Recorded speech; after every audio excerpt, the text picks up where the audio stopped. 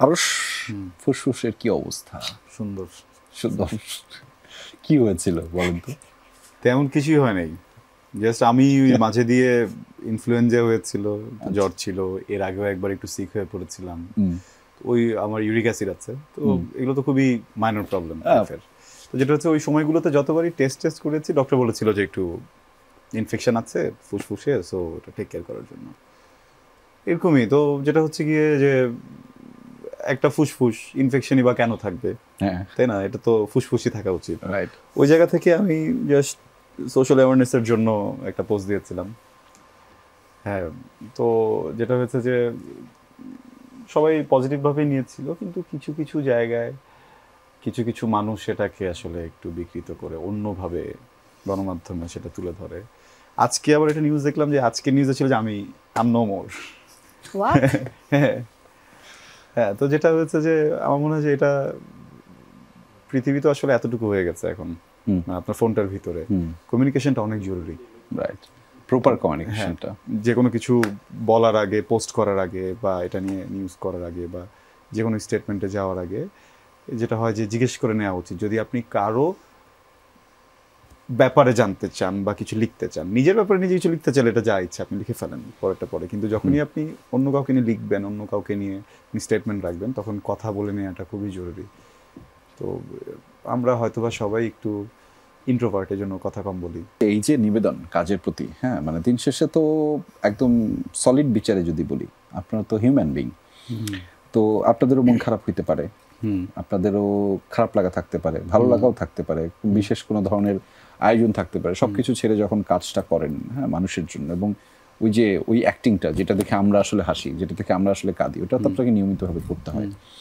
এই করাটা যতখানি কষ্ট করে করেন, ফিডব্যাকটা কি পান? আমি যদি ফিনান্সিয়ালি কথা বলি, মানে আপনাদের ইন্ডাস্ট্রির এই অবস্থাটা কি আগের চেয়ে ডেভেলপ হয়েছে? এই যে ডিরেক্টর ভাইরা আপনাদেরকে শুধু শুধু কি যেন বলেন, আপনারা একটু, আমি আসছি, অ্যাকশন কি যেন বলেন, আপনারা কিভাবে বলেন যেন, মানে কাজ শুরু?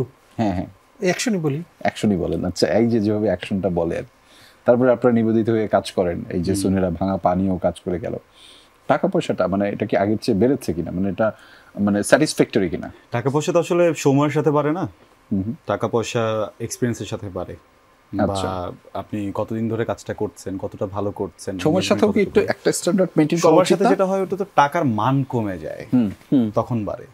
যেমন আগে আপনি যে রুটিটা 10 টাকা দিয়ে কিনে খেতেন, সেটা এখন 25 টাকা দিয়ে কিনে খাচ্ছেন, কিন্তু আসলেই কি রুটির দাম বেড়েছে নাকি টাকার মান কমেছে, এটা তো বুঝতে হবে। সো টাকার মান কমে যাচ্ছে দিন দিন, এই জন্য অ্যামাউন্টটা, অঙ্কটা মনে হচ্ছে যে অনেক বেড়ে যাচ্ছে। ওইভাবে কিছুই না। আপনি যদি অন্য দেশের সাথে আমাদের দেশের কম্পেয়ার করেন, সেই ক্ষেত্রে হচ্ছে গিয়ে আমি বলবো যে আমাদের এখানে যে অ্যামাউন্টটা প্রফিট আসা থেকে শুরু করে, আমাদের আর্নিং থেকে শুরু করে, এগুলো কিছুই না আসলে। বিকজ বাইরের দেশে এক একজন আর্টিস্টের নিজের আইল্যান্ড আছে, এক একটা, হ্যাঁ, তাদের লাইফস্টাইলটাই অন্যরকম, প্রাইভেট জেট নিয়ে ঘোরাফেরা করে। তো আমাদের বাংলাদেশে ধরুন যিনি সুপারস্টার, ওনারও নিজের প্রাইভেট জেট আসলে নাই। হ্যাঁ, তো এটা আসলে আবার যদি আপনি বেসিক লাইফস্টাইলে দেখেন, যে আমি যদি একটা চাকরি করতাম, হ্যাঁ, কিছু চাকরি আছে এক্সেপশনাল, অনেক বড় চাকরি, কিন্তু আমি যদি সাধারণ একটা চাকরি করতাম, সেই ক্ষেত্রে যেই পরিমাণের আর্ন আমি করতাম, তার থেকে বেশি করি আলহামদুলিল্লাহ। হ্যাঁ, এটা ঠিক আছে, কিন্তু আপনি যদি বর্ডারটাকে ভেঙে ফেলেন, পুরো আন্তর্জাতিক জায়গাটাকে যদি টেনে আনেন, সেখান থেকে আসলে আমাদের এখানে এই জটিলতাটুকু আছে যে ধরেন অন্য জায়গার তুলনায় আমরা ওইভাবে এক্সপ্লোর করতে পারি না। এটা শুধু অভিনেতা অভিনেত্রী এটাই না, একজন পরিচালক বলেন, একজন হোস্ট বলেন, হ্যাঁ, বা যারাই কাজ করছে এই জায়গাটা থেকে, এটার পিছনে আমি জানি না, আমার এই কথাটা অনেকের একটু হার্শ লাগতে পারে, হ্যাঁ, বাট আমার কাছে মনে হয় যে সত্য তো আসলে বলতেই হবে। আমার কাছে যেটা মনে হয় যে আমরা সবাই আমাদের দেশকে ভালোবাসি, কিন্তু আবার বড় পরিসরে আমরা আসলে অনেক সময় বাসিও না। আমরা সবসময় বাহিরের মানুষদের দাওয়াতে এনে খাওয়াতে গিয়ে অনেক সময় ভুলে যাই যে আমার বাসার মানুষটা ঠিক মতো খেয়েছে কি না। তো এটাতে কি হয়, যখনই কোনো ইন্টারন্যাশনাল আর্টিস্টের কথা হয় বা কিছু হয়, সেটা মিউজিশিয়ান হোক, সেটা অ্যাক্টর হোক, বা কেউ হোক, দেখা যায় আমরা পাগল হয়ে যাই।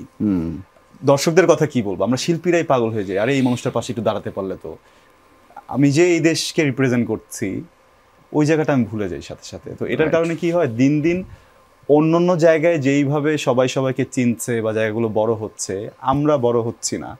আপনি আজকে যদি জিজ্ঞেস করেন বাংলাদেশের আম জনতাকে 5 জন ইন্ডিয়ান অ্যাক্টরের নাম বলতে ইজিলি বলে দিতে পারবে, 5 জন পাকিস্তানি অ্যাক্টরের নাম বলতে ইজিলি বলে দিতে পারবে, টার্কিশ জিজ্ঞেস করেন সবাই বলতে পারবে।